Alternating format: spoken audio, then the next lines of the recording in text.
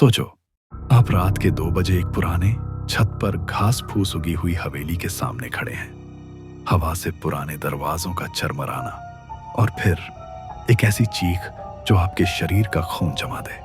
और सबसे डरावना हिस्सा, वहां कोई रहता ही नहीं। क्या आप तैयार हैं इस कहानी के लिए?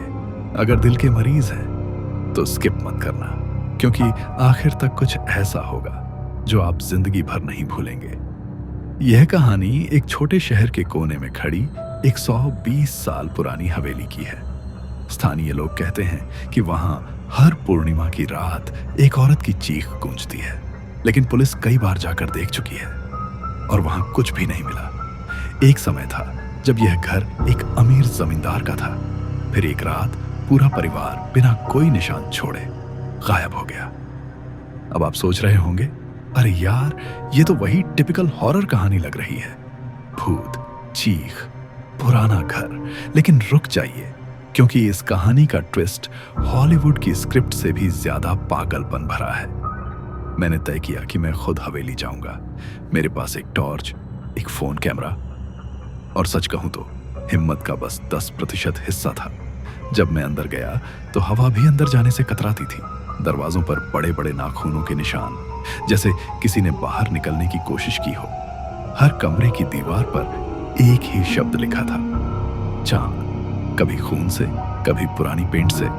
और जब मैं टॉप फ्लोर पर पहुंचा तो वहां एक रॉकिंग चेयर अपने आप हिल रही थी, बिना किसी के बैठे। अब ये मत सोचना कि मैं वहां सेल्फी लेने गया था। यकीन मानिए, उस समय तो मैं अपनी परछाई को भी दुश्मन समझ रहा था।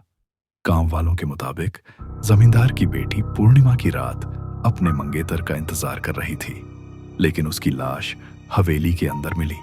गले में हार था, लेकिन आंखें खुली हुई, जैसे उसने कुछ बेहद डरावना देख लिया हो। तब से हर पूर्णिमा की रात उसकी चीख गूंजती है, जैसे वह अब भी अपने मंगेतर को पुकार रही हो। मैं यह सब सुनकर समझ गया कि मैंने गलती कर दी है, लेकिन तब तक बहुत देर हो चुकी थी, क्योंकि मैं भी उस चीख को सुनने वाला था।